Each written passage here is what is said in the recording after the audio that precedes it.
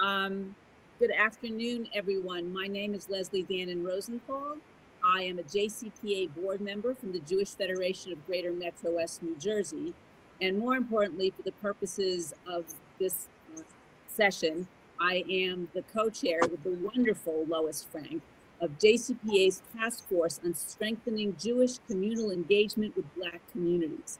That is a very long name for our work that has been at the core of JCPA's existence since its founding.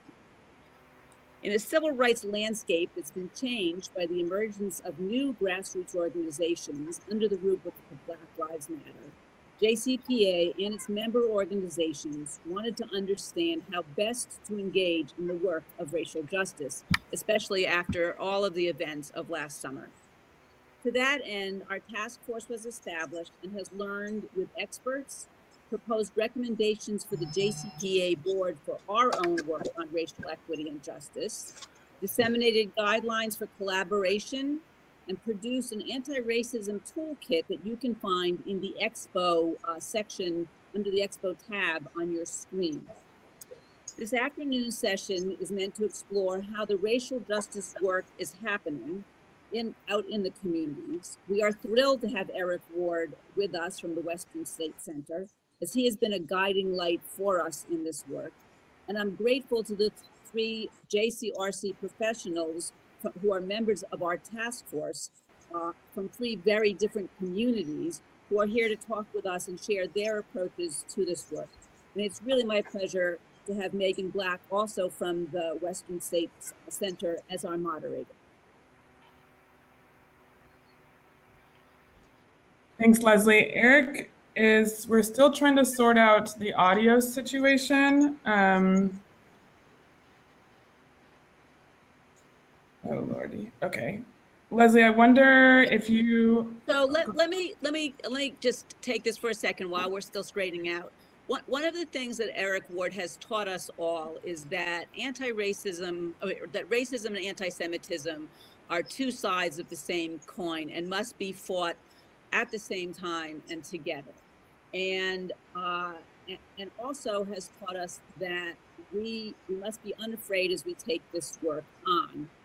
And the real question is, what does the work look like, right? What does it mean to do racial equity, to be engaged in the work of achieving racial justice and racial equity? I think we just saw in the plenary session, Mark Morial and Derek Johnson laid out for us the very long list of issues resulting from systemic racism and from the barriers that lie before us as people committed to achieving racial justice. And as our task force has encountered the work, what's been very clear to us is that across the country, there are 125 JCRCs, a dozen or so, maybe more, national agencies that fall under the JCPA rubric. Everyone has a different approach to that. And so while we're waiting for Eric, maybe we can just start off with some, with some thoughts from our panelists. And if you guys want to introduce yourselves as you begin, that would be great. If that's a way to begin. Megan, do you have any initial questions you wanted to pose to the panelists, or? No, I think that's great. Eric is going to try rejoining on a separate computer. So I think in the meantime, it would be really great to hear our panelists introduce themselves and maybe share a little bit about how this is showing up in your JCRCs. And then we can kind of go from there. We might have to wing it a little bit on this conversation. So Brandon, would you be willing to kick us off? Sure, honored to. My name is Brandon Fish. I'm the director of the Jewish Community Relations Council of Greater Charleston. That's in South Carolina.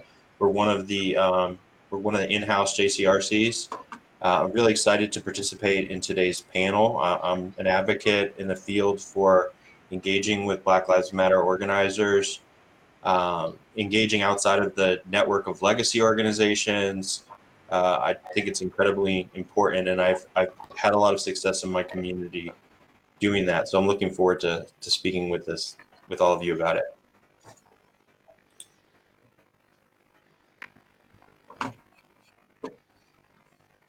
Would you like to go next? Sure. Good afternoon, everyone. My name is Lindsay Mintz. I am the director of the Jewish Community Relations Council in Indianapolis, and also honored to be chairing the JCRC Directors Association this year. And in Indianapolis, we have launched a Black-Jewish partnership, which we lovingly refer to as Bluish. And one of the unique things that I'd like to share at some point during our conversation this afternoon is the value of sharing a travel experience. We took our group to Washington, D.C. for 2 days, and that did a lot to cement our relationship. But we know we've got lots of work to do, and I know I'm going to be learning from Eric as always, as well as Brandon and Bob. Thank you. So I'm Rabbi Bob Kaplan. I'm the director of the Center for Community Leadership at the JCRC of New York. And we have, I would say since the pandemic, and I'm just going to look at the past year, by listening to what are the major issues confronting our partners in society, one of the things that we have really doubled down on is when we refer to the work that we do, we refer to as a shared society. How do we build a shared society? How do we really talk about equity at its essence? Not just, in platitudes, but where do we go down, drill down into the community itself and see where it's happening? So in the past year, we launched a Jewish coalition on criminal justice reform.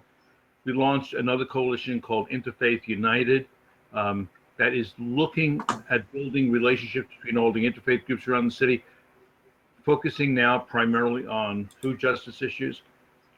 Very important, we in Brooklyn, which got incredibly hard hit by COVID, we helped to incubate and are incubating a coalition on healthcare disparities. Now, I sit on the board of a couple of healthcare centers and medical centers in New York and been involved in organizing around healthcare for a really long time.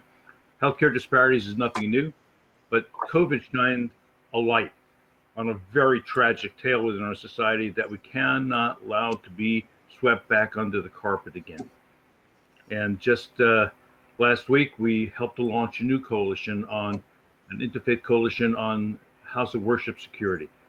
And I know that in New York, in Riverdale, New York, there was 4 synagogues that were vandalized over the weekend on Shabbat and on Sunday morning. So standing together really much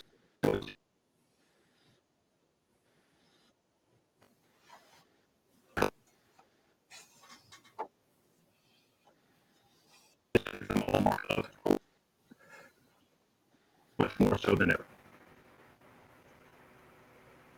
Thanks, Bob. Leslie? So I come from actually the lay side of this, the past president of our federation, and I chair a local task force. And I have to say, one of the most interesting things about our local anti-racism task force here in Greater Metro New Jersey is that I was instigated into this by younger members of our community who said they wanted to see their federation through our community relations committee take this work on. And they have been a galvanizing force behind me to say this is how one of the ways we want to see our federation live up to our Jewish values. And as we have found with this national task force and the local task force, I think it's true as well, that as you do the work, the process is the product. Learning together is such a terrific, challenging experience that in and of itself can help move a community forward as we challenge ourselves to see what else is next, especially along the lines of things like health disparity, income disparity. The black or white wealth gap here in New Jersey is shocking, and something I really only learned the extent of during the work we're doing. So that's just from a layperson's perspective, just getting going with our young people is really invigorating. Wonderful. So here's the update from Eric. He has tried 3 different devices and computers to connect, and none of them will let him unmute his audio. So he has asked us to carry on without him and to have a robust conversation amongst the 5 of us instead, and that he would be happy to come back and have this conversation again at another time when we can figure out this tech situation. So I'm passing along his greatest apologies. I will do my best to facilitate an interesting and relevant conversation, and I'll reintroduce myself again briefly since I'm now going to have to kind of hold the center in this. So my name is Megan Black. I'm the director of the Common Good Program for Western States Center. Just as of February of this year, before that I worked for Faith in Action, and have spent the last several years working within the Black organizing community and within the Jewish institutional world to facilitate conversation and relationship, tackle really complicated issues like anti-Semitism and anti-Black racism. So I'm excited to be able to be here and to talk with you about this work. I am sorry that Eric cannot join us. I hope you all will accept me a little bit in his stead, and we'll kind of plug away. Does that sound good? Great. That's good. Great. So I don't have remarks prepared, so I think instead what we'll do is dive right into each of you. I understand is doing pretty unique work at your JCRC, and I wonder if you'd be willing to share more about what some of your goals are related to this particular issue, to the work of Black Lives Matter, to the work of racial justice, and maybe some of the challenges that you're running into as you get into it. Does that sound like a good place to start? Great place. Great. Who wants to pick us up? I'm happy to start. Well, first of all, thanks for having me on this panel. I have a lot of respect for the folks on this call, and I see a lot of names of the folks watching, and I'm happy to be able to talk to them. In Charleston, we obviously have race is a big issue, as I think it is everywhere, and as I think that Mark and Derek did a great job of at the plenary session of exploring. I think the work that we're talking about when we talk about Black Lives Matter is work that transcends just a conversation about criminal justice reform, but really addresses disparity that exists in every part of our society. And it's certainly that way in the Charleston area. And, personally, I was involved with a lot of this grassroots work before coming to work for a Jewish organization. So I think I bring a different perspective than some folks to the table, but I have found that if you really want to have an impact, if you really want to connect with Black community members and have good partners, you need to get involved with networking with grassroots leaders and grassroots groups. Those in this place like Charleston is a small city. We have an active NAACP, but it has one employee, and its networks aren't very broad throughout the community. Throughout this process, I think some of the trouble that a lot of our organizations have run into is a perception that the Black Lives Matter movement as a whole is anti-Semitic. One of the ways that you fight anti-Semitism, I think we all know as community leaders, is by being present and being at the table. Right when this controversy with Nick Cannon kind of kicked off, one of our local Black Lives Matter leaders in Columbia, South Carolina, made a post that was pretty objectionable on a public group, and right away the media jumped on him, and everybody was jumping on him. And instead of jumping on him also, we saw it, and I say we, I mean also my colleague in Columbia, Cheryl Glantz-Nail, saw it as an opportunity to reach out and build a relationship. And when we experience these tensions, they really are opportunities to build a relationship. So, we ended up talking to him. He understood in a way that he didn't understand before why some of the things that he said could be seen as anti-Semitic. It wasn't his intention. And they actually program together now in Columbia. They do programs that bridge the Black community and the Jewish community and the Black Jewish community. The co-chair of the JCRC in Columbia, who I think is on the call, is James Cooper, who's a Black Jew, had his bar mitzvah, has been in the conservative Jewish community for his whole life. And he's been a big part of this task force as well. Locally in Charleston, one of the things that I've been trying to do is to create opportunities for community leaders to speak directly with Black Lives Matter organizers. The more that I talk with these organizers, the more that I see, number one, anti-Semitism and even Israel is not really on the radar of the Black Lives Matter organizers that I've been talking to in Charleston. They're surprised by the perception that Black Lives Matter is anti-Semitic. It's often the first time they've heard that when I bring that up. And I think that it's important that people put faces to this movement, and that we as professionals do a better job of diving in, understanding what the Black Lives Matter movement is, identifying leaders in our community, and making those connections with stakeholders who have hesitation. These perceptions can be seen as not a huge problem. We can just abstain from collaborating with these grassroots leaders. But I think what you'll find, at least in a community like Charleston, is that some of these organizers are the most entrenched in the community out of all of the Black community leaders, including the churches and including the NAACP. And if you're not talking with them, you're really not talking with the people that are having the biggest on the ground impact and having and are on the front lines of advocating for systemic change. And I think we're missing something when we sidestep those relationships because of misconceptions. And I think that part of our job should be changing some of those misconceptions and not allowing those misconceptions to color the lens through which we see the Black community and the Black Lives Matter movement in general. So I want to build upon what Brandon just laid out there. It's extremely important that for years, maybe decades, the common way of doing this kind of work, so reaching out and connecting to other communities, and particularly the Black community, was what we call the grass tops. You reached out to the NAACPs, not that you shouldn't.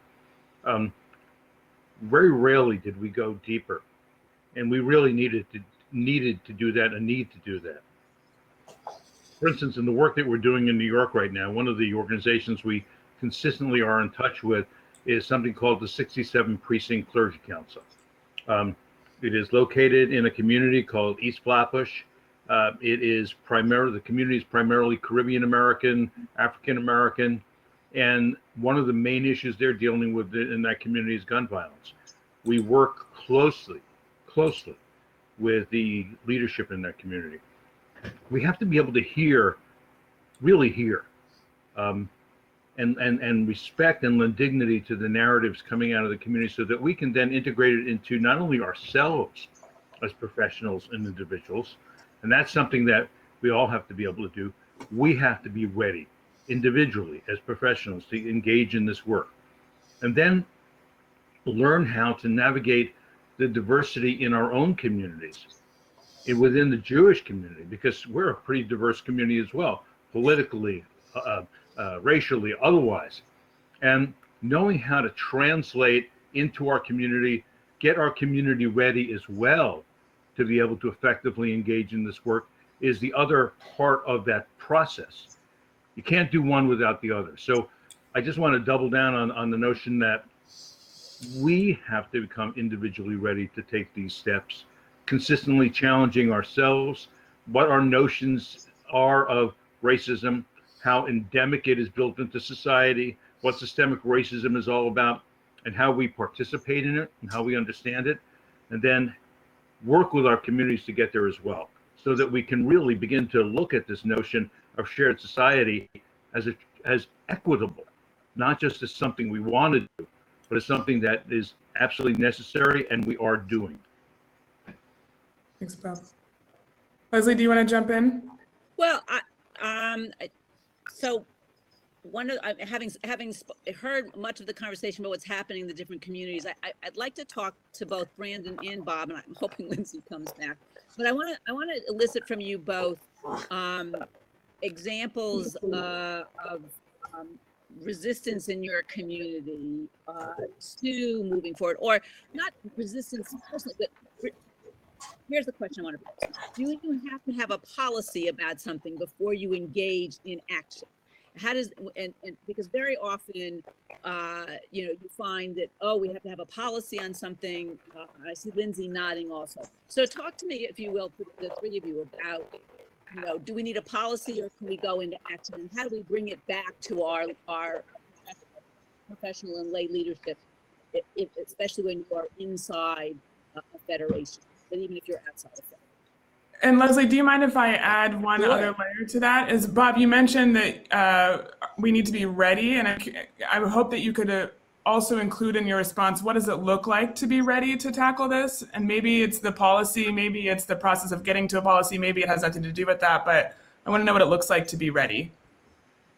What does it look like to be ready? Well, I know personally what it looks like to be ready is that I have to go on that journey myself.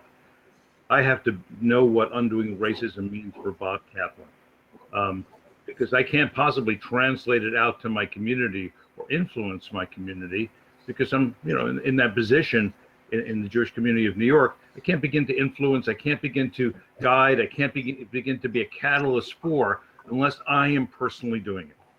I have to be ready to go down that journey myself, to confront ideas and notions in my head, in my past, in my being, in my spiritual context, in my Jewishness, in my whiteness, and all that other kind of stuff. I got to be ready to do that. Once I begin to unpack that properly, I can then bring it out into the community, and I got to be brave enough to do that as well. That's a hard thing to do, by the way, because you're going to hit a lot of obstacles along the road. So you're going to have to learn effectively how to navigate that. And lending, and I know this is going to sound really Pollyannish, but it is a profound thing to do and a hard thing to do. Lend dignity to every narrative you encounter, whether it's on the right or the left, whether it's pro what you're talking about or anti what you're talking about. Because unless you can navigate all those narratives with dignity and get it to the right place within the context of your community, you're never going to get to where you need to be. You may gather up folks that think like you do and make a lot of people happy and come out with a lot of statements, but you gotta do the work. You gotta be ready to do that work, and that's what it looks like. It means that you're ready and you can be the leader that's necessary within the context of the changes that need to happen within the community organizations that you are responsible to and for. Lindsay, I see you shaking your head. Let's hear it. As always, I learned from both Brandon and Bob, and everybody. You know, we are not the only directors in the field that are really doing some great work, and I think that's one of the more exciting things is knowing that all of us as a field are taking steps forward, and in every community it's different.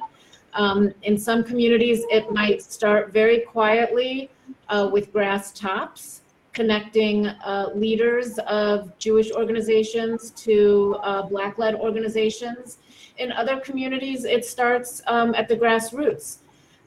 In some communities, there have been symposia bringing together, I'm thinking of Cincinnati, bringing together, you know, massive numbers of co-sponsors for a day or 2 day long conference to learn about anti-Semitism and racism. And in other communities, it is small group discussions, small panels, and all of these are steps forward. And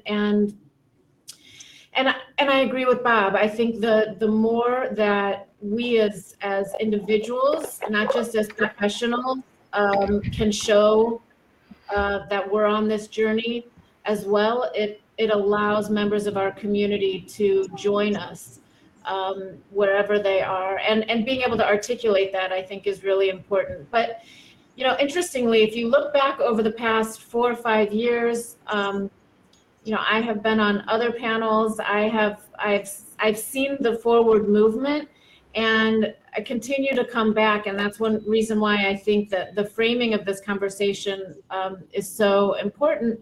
Is how we have these conversations within the Jewish community. The opening plenary was really significant. You know, what is that roadmap? What are the issues that we know there are these huge issues that we need to tackle as a society, and as professionals, we can go out and do that work in a lot of respect. But if we keep doing it out there without figuring out how to bring members of our own community along, then I don't think it's I don't think it's going to work in the long run. And so pausing to look inward, to do the work within our communities, which sometimes is more difficult, I think is really important. And recognizing that it's connecting everyday members of the Jewish community to, and everyday members of the Black community to each other, and not necessarily starting with the most intense topic, but relationship building. It's relationship building 101 in many respects.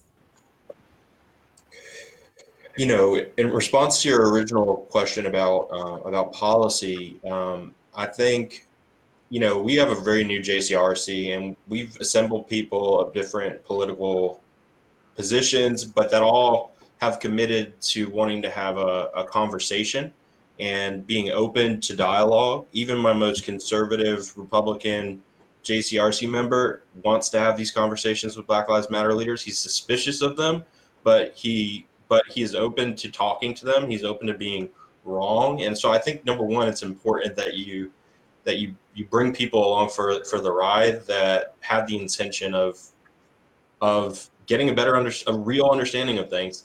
The second thing is, I think it's really important, like Bob said, I think Bob really hit the nail on the head, to have these journeys individually.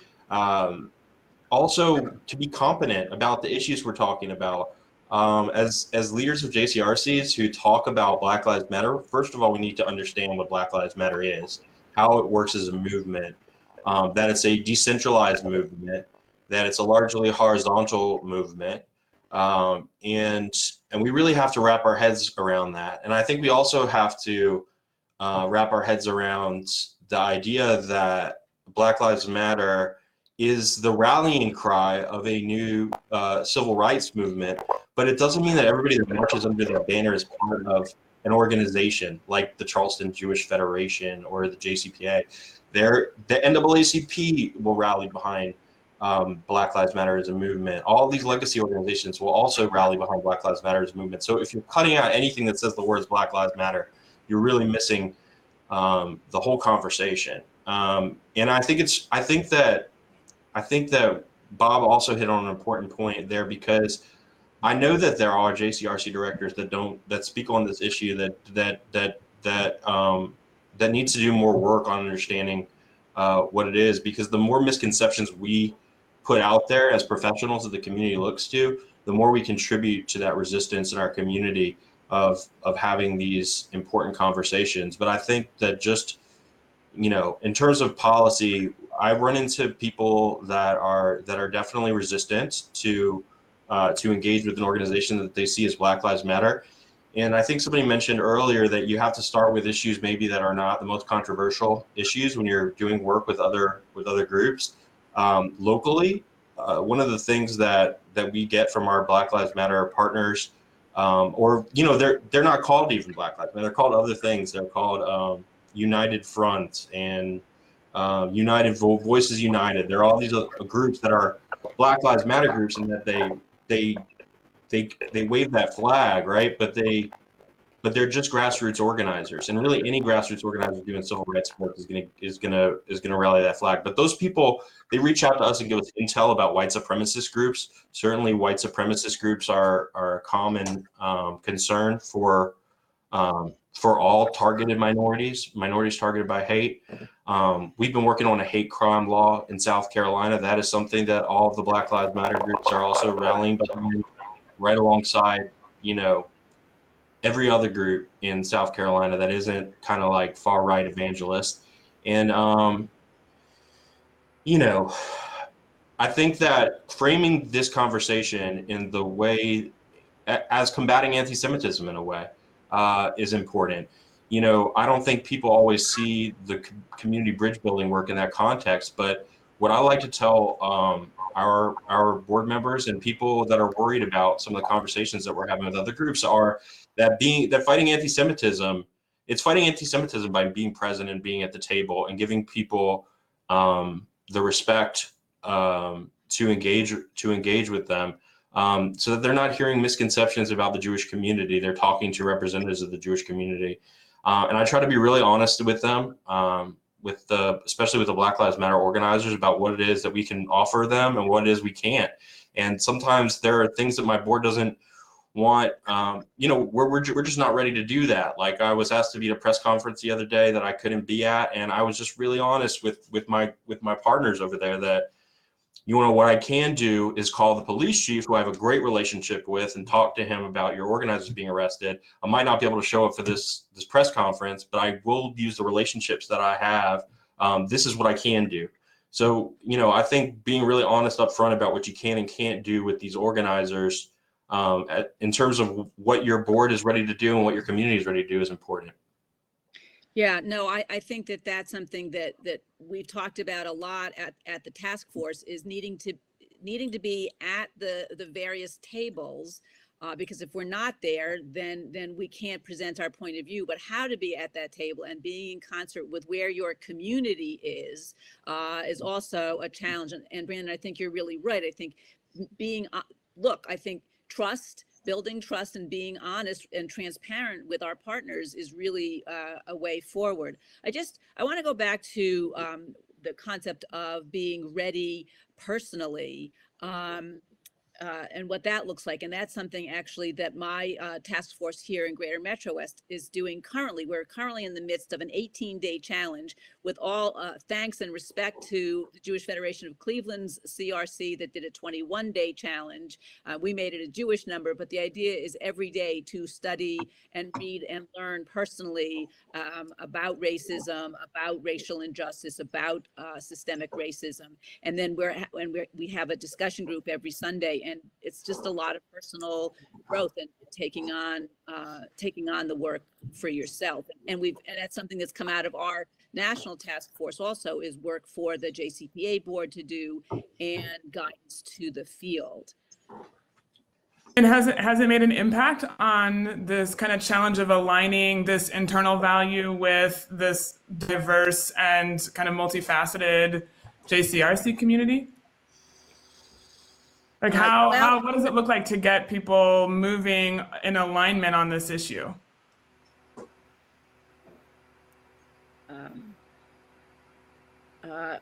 So somebody wants to see the challenge.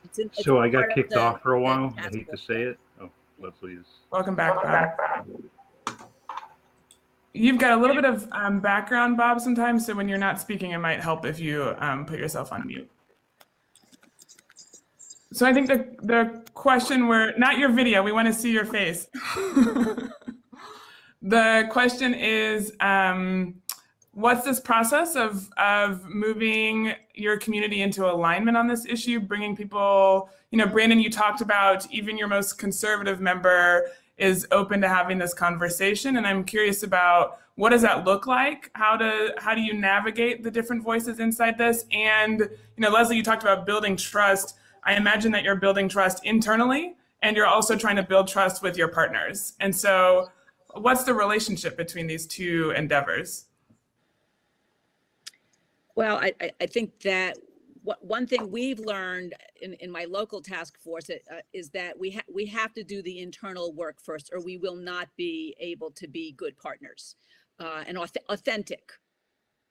That's the issue, is being authentic partners and understanding where, we've heard from a series of people engaged in this work in New Jersey, and being able to hear them and understand their point of view. I think that it takes that, you have to do the personal work and you have to do the group work in order to be ready to be in alliance, to be, co-conspirators.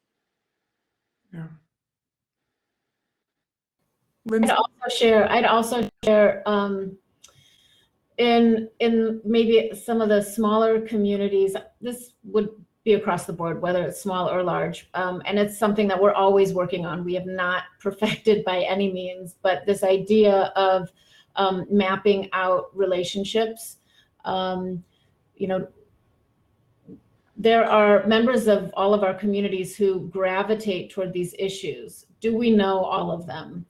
Are there teachers who happen to be Jewish that are on the front lines of conversations happening around education? Are there physicians who happen to be Jewish, who might have some insight, you know, who within our community are we not tapping into that has an experience to share, number one, so what can we learn?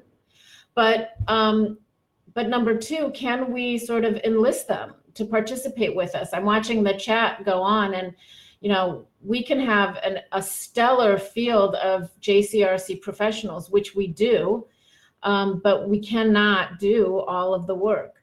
And I envision sort of an entire community of ambassadors who, you know, they might not even be on our board, maybe not even on our council, but they know that when they connect with JCRC, we're going to be able to help them think about how to navigate a conversation around racism as a Jew and around anti-Semitism with a diverse community that they're coming into contact with. And to be able to do that with a little bit of confidence, you don't have to have a PhD, but to enter into those, to lean in and say, this is a moment when I could maybe have a conversation. And maybe it's just saying, I recognize that I need to learn something right now. I'm a member of the Jewish community. You know, just articulating a little bit of your own identity while you share that you're learning. Whether it's in a law firm or in a hospital or in a school or, you know, wherever the place is, I think that's one of the ways. And then as JCRCs, we need to figure out how to support that and then harness it also. You know, there are great templates out there for relationship building programs, cohorts, travel experiences, whether it's within the Jewish community, you know, finding small groups of people to, you know, someday we'll be traveling again, whether it's to Memphis or to Alabama or to DC. But what all of that needs to lead to is really across the board kind of engagement and for all members of the Jewish community to see themselves as part of systems that can and should be changed, and we can all play that role. I love that. I love the emphasis on providing people with the tools to talk about, to examine their own kind of relationship to race and talk about racism, and that connective tissue to anti-Semitism and the reality that these things are very intertwined. I mean, Black Lives Matter and the movement for racial justice is a survival movement, right? And there's a sense to which we have to be really clear about what our stake is in this kind of work and how we move in lockstep, but like how we're clear about that and then show up to these communities knowing what our stake is in the work. So one way that we are actually trying to spread this out here in Greater Metro West is starting with the young people. We have a Black Jewish teen dialogue happening that's moderated or being led by two teachers, one from Newark and one from our Holocaust educator here in Greater Metro West. And we're hoping it culminates in taking these 20 kids to Selma, to Montgomery, and to Whitwell, Tennessee. So sometimes it's easier to start with the younger people and then bring their parents along, and then you bring the rest of the community along. Smart. Bob, you are muted. We'd love to hear what you're saying. Hopefully this mute button is gonna This mute button has really been the death of us. This mute button has been, uh-oh. Okay. Still muted, Bob. You know, Megan, something that you said in your, or that you asked about was these conservative members and how you get them to how you facilitate these conversations. And I think one of, you know, just as I was saying before about being honest with your partners, I think it's really important when you frame conversations that you're putting them into, that you let them know, you know, this is what the perception is that's out there. This is what some of our conservative community members think. This is the kind of question they're going to ask you. And I want to make sure that you're comfortable with all of that before we engage in those conversations. Because, I want them to have a realistic understanding of where the Jewish community is at. It's not necessarily always aligned with where I'm at personally. So, sometimes you have to deal with that. But I have found also that bringing the community along in these conversations, you can start doing that really well by outlining what the problems are locally in your community and showing them to people in black and white. In Charleston, our Avery Research Center for African American History and Culture solicited a report, and I'm sure reports like this exist in every area, that outlines what the disparities are between white and black Charlestonians in terms of wealth, in terms of education, in terms of police experiences. And when you look at the report, it's right there in black and white. It's stark. It is, I would like to say that it's shocking, but it shows you that there hasn't been that much advancement since Jim Crow in terms of those measurable fields. And I think presenting that to your community members and helping them understand that that they're doing the real work, you can't really work on any of these issues or contribute on any of these issues unless you're talking to these people that are working on them. And when I say these people, I mean these grassroots organizers. And somebody asked in the chat, how do you identify these grassroots organizers? Number one, everybody's doing stuff on social media, and any grassroots organizer worth their salt has a huge social media presence, and you're gonna be able to find them if you start looking for them. Number two, go to partners that you trust, even in some of those legacy organizations like the NAACP, and say, who are some of the local, I've asked when this movement started kicking off again after George Floyd was killed, I went to, a pastor I know in the community and said, who are some of the organizers that are emerging right now?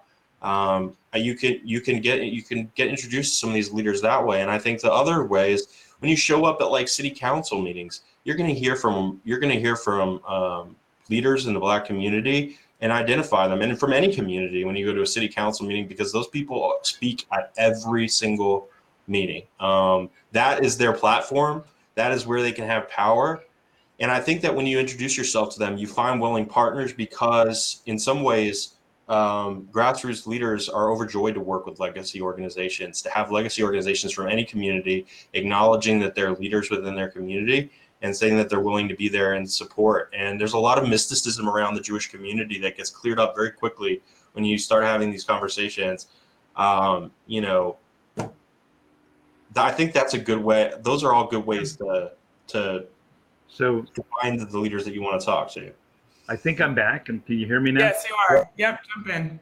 Hey, computers are wonderful things when they work, and when they don't, not so great. So I think I know where you guys are at as far as some of the questions. So one of the things is, how do you know what's going on? You got to listen. You really got to listen. You got to open your head and your mind, not to superimpose. One of the things I teach when I teach coalition building, most of us listen to reply, not to hear. And we really have to begin to listen to what's going on in the communities. And when you hear about stuff that's really affecting everyone else that you're sharing society with, you got to go, as Brandon said, and I'm sure Lindsay and Leslie were on the same page, you got to go to the meetings. You got to be out there. You got to get into the communities and hear what's happening and listen. Don't always be there to say something. Be there to listen and really educate yourselves on what those issues are and develop some of those relationships. And it's got to be done prior to.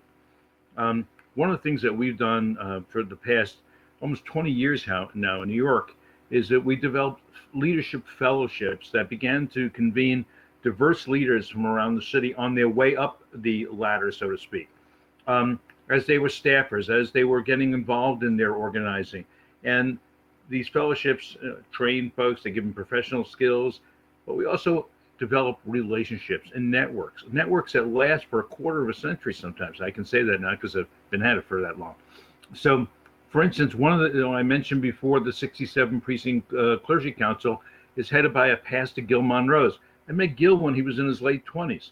He's now one of the top Caribbean American leaders in Brooklyn. He's the faith-based coordinator for the borough president. He's going to be the elected official from the area. He was part of one of these fellowships. And I could go through person after person after person that you have to spend really long time. This is not short-term work. You can't be, just there when the problem's happening. You have to be there when the problem's not happening. You got to make up your mind that this is a priority not only of yourself, but your agency.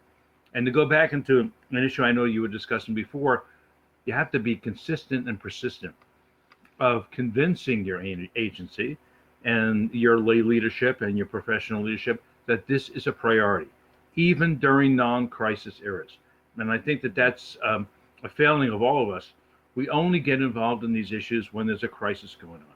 Well, being there, connecting, developing the relationships when the crisis is not going on, really understanding and listening, whether it's through social media or regular media. Remember, in the immigrant population, we tend to think that printed media is no longer important. Well, in many immigrant populations in New York, that's a primary, source of information.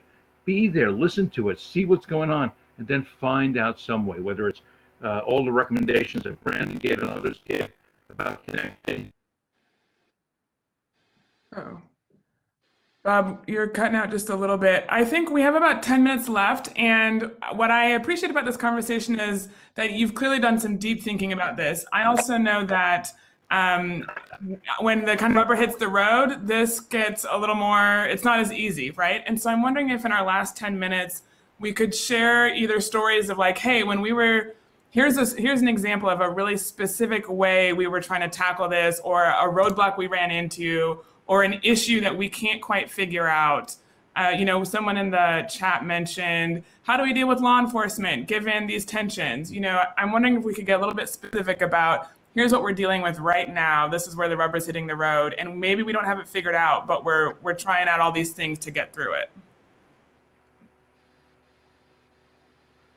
Something I've dealt with this week, and I'll be 100% honest about it. And, and I don't even think a lot of my community members know about it, but, a couple of Black Lives Matter organizers got arrested. They were arrested 3 days after they organized a protest that was nonviolent and didn't damage property. And some of their folks reached out to me and said, I know that you all have a good relationship with the police department, and this is an issue that we're going through. And, the personal Brandon wanted to show up and be protesting in front of the jail and showing up in every possible way. And then I realized that as part of my job, I do have a good relationship with the police chief. I do have a good relationship with other community leaders and legacy organizations that maybe some of these Black Lives Matter organizers don't have. And so showing up sometimes means, balancing that issue in particular between having a great relationship with the police department, who helps guard our synagogues and do all these great things for our community, and also having good relationships with Black Lives Matter organizers means entering into some of those uncomfortable spaces. And I reached out to my police chief and said, listen, this is, I mentioned 3 other things before I got to these Black Lives Matter organizers being arrested. I said, thanks so much for your support in our coalition to work on hate crime legislation. Wanted to also thank you for meeting with our security director, blah, blah, blah, blah, blah, blah. And then I said, but, I wanted to bring something up. I was very concerned to hear this. And sometimes just registering that concern that these are not just Black community issues, that our community is connected, using the relationships that we can actually use those relationships that we do have. They're not an obstacle to us navigating this world. They can actually be of benefit to both our partners. And sometimes the police department is looking to have a dialogue, and they're just not connecting.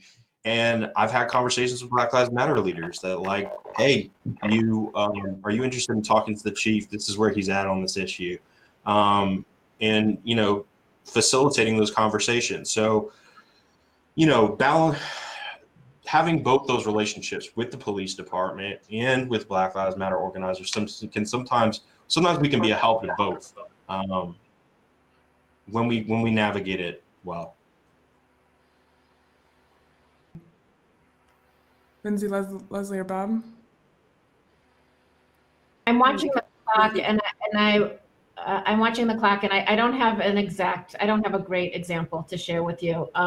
We've tried a couple different ways, but as I see some of the comments in the chat, they all, whether we're talking about law enforcement or more being open to the leaders that are in our community that might not be tapped into JCRC for any number of reasons. This is really difficult work. And the way that JCRCs engage, because we are so eagerly and desperately trying to represent the broadest swath of our community, it's not satisfying to those who maybe just have one issue or can be on the streets all the time or can be just on their Twitter feed all the time decrying. So the labs that come from the extremes on both ends can make it very hard to do this work in the middle. And building that bench, strengthening the middle, I think is something that we try to do. And it sometimes means the work is less, sometimes the work is less public. Sometimes it's a little slower and painstaking. But I think that both inside the Jewish community and out, when people understand that is why we are being so thoughtful. That is why we may not be able to say this, but we are going to do this. Sometimes action can lead to words, and other times the words have to come first to lead to action, and it just depends on the community and the issue. This stuff is difficult to navigate, but as long as we, I think, continue to be pushing and being uncomfortable, then it means that we're doing the work, because it's not, it shouldn't be easy. It's not easy to do. So I want to build upon. I think that's true on a national. I'm sorry. Please. Go ahead, Bob. So I want to build upon what I think I heard Brandon and Lindsay say. I'm part of and I made sure that I was part of a social justice interfaith group that the mainstream Jewish community never sat at the table before. And they put me on the steering committee. And one of the founders walks over to me one day and he goes, Rabbi Kaplan, Southern guy, Rabbi Kaplan, I'm so glad that you're here, but I know you're really close to the police department. I'm clergy liaison directly to the commissioner's office, similar to what Brandon's saying. We have these connections.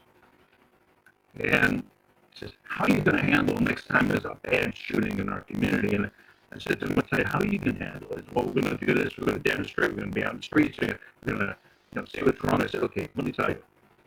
I can be at some of those demonstrations. I can't be at some of those demonstrations. However, if you call me and tell me what changes to the commissioner's office and talk to the chief of, we can begin to develop some changes within the police department that way as well. It's knowing how to utilize what you have to be able to make it happen, and knowing who to talk to. And at the same time, going back to something Lindsay said, when we developed our coalition on criminal justice reform, well, the dialogue was only happening in one part of the Jewish community, left or center. We wanted to make sure the center of the Jewish community was engaged in this process. And it took a little bit, I would say, bravery on sticking your neck out. And I always say that I don't mind having my neck stuck out as long as I can sew it back on in the morning. Bob, everything that you're saying is coming through kind of skewed. To be out there and things into the center sometimes. Yep. Is Bob, we're having technical issues. It's not as sexy, and sometimes it's a little dissatisfying to either the right or the left.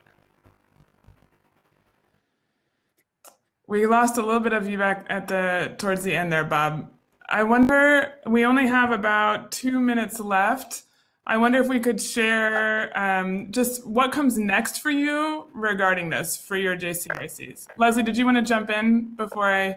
Well, I just wanted to say that what Lindsay talked about on a local level in terms of having to work towards the middle, is also true on the national level, because we have people across a spectrum of understanding and approach, that you work towards the middle, and it sometimes is slower and it's sometimes behind the scenes, but it also sometimes results in something like this conference, which has such an emphasis on racial justice and on achieving racial equity. So that I think was an important reminder, and again, something we also heard in the plenary, is that we have to work to strengthen the middle so the work can happen. And yet not be afraid, I think, as Bob was saying, as Brandon has said, to take positions and to try and meet people honestly.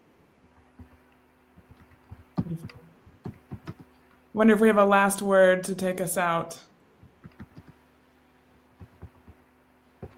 I will share, as someone who has been, just my own kind of editorializing here a little bit, as someone who has been working, someone who's not Jewish but has been working in and around the Jewish world for a few years now. It has been really remarkable to see the depth of conversation happening and deep encounter happening, and the movement that's happening to find ways to align with the movement for racial justice, to align with these kind of pro-democracy, pro-coalitional forces. And I applaud the steps you all are taking inside extremely diverse communities to move on this. Well, we're grateful to you and to Eric for all the work that the Western State Center is doing in supporting us as we travel on this road. So we're grateful to have you as partners. If I could say one thing. Yes, please, Brandon. I just wanted to say that just like with any other community that we work with, including the Muslim American community, I think we need to remember that we can partner with people based on our commonalities while accepting that we have different positions on some issues. I can guarantee you that the imams in my community have a very different position on Israel than most of the rabbis in my community, and it doesn't stop us from talking to them. And I think when we think about Black Lives Matter and how it's such a hot button issue for so many people, I think it's important to look at that and to draw those parallels, because we're just missing out on a major moment in history that I can guarantee you 10, 20, 30 years down the road, we're going to want to look back and say, we did X, Y, and Z, and we're so proud. I got Heschel behind me here. You know, I hope that there's another Jewish leader like Heschel that we'll be able to hang up in our office 50 years from now and celebrate for being a part of this movement. But it has to be more than Heschel. It's got to be all of our communities participating in this, or else we're not having the impact that we want. So I hope that my computer behaves now and people can actually hear me. So it's garbled. I know it's been going in and out the whole time. I agree with Brandon. We can't look 50 years back and 60 years back and say Heschel. It's like, come on. We have to be there. As I said, still not working. It's still. Sorry, Bob. Yeah. I think the message of being there and being at the tables is the whole reason this our task force was started, and how to and you can't always work from the middle. I see Andrea Bernstein's comment, but the point is to be true to ourselves, our values, including those of lifting up those whose voices need to be heard. Thanks, everyone.